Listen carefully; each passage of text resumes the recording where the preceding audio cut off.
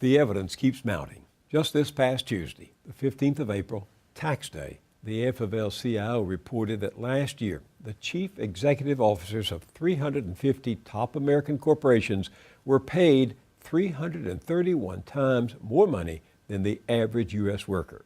Those executives made an average of $11.7 million compared to the average worker who earned $35,239.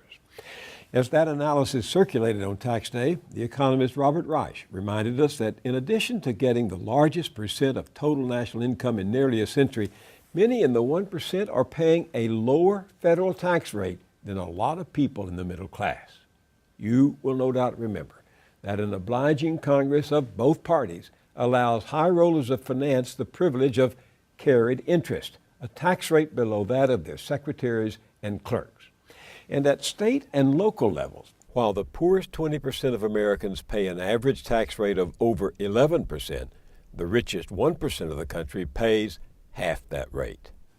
Now, neither nature nor nature's God drew up our tax codes. That's the work of legislators, politicians, and it's one way they have, as Chief Justice John Roberts might put it, of expressing gratitude to their donors. Oh, Mr. Adelson, we so appreciate your generosity that we cut your estate taxes so you can give $8 billion as a tax-free payment to your heirs, even though down the road the public will have to put up $2.8 billion to compensate for the loss in tax revenues. All of which makes truly repugnant the argument heard so often from courtiers of the rich that inequality doesn't matter. Of course it matters. Inequality is what has turned Washington into a protection racket for the 1%. It buys all those goodies from government, tax breaks, tax havens, allowing corporations and the rich to park their money in a no-tax zone, loopholes, favors like carried interest, and on and on and on. Listen, there's a big study coming out in the fall from Martin Gillens at Princeton and Benjamin Page at Northwestern, based on data collected between 1981 and 2002. Their conclusion, quote, America's claims to being a democratic society are seriously threatened.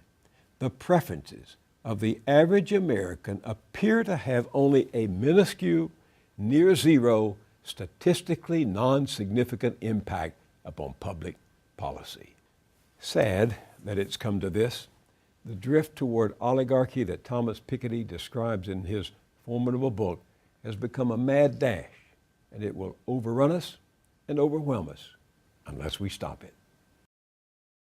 At our website, BillMoyers.com, you can find out much more about Piketty's book and the debate it has sparked on both the left and right. That's at BillMoyers.com. I'll see you there, and I'll see you here next time.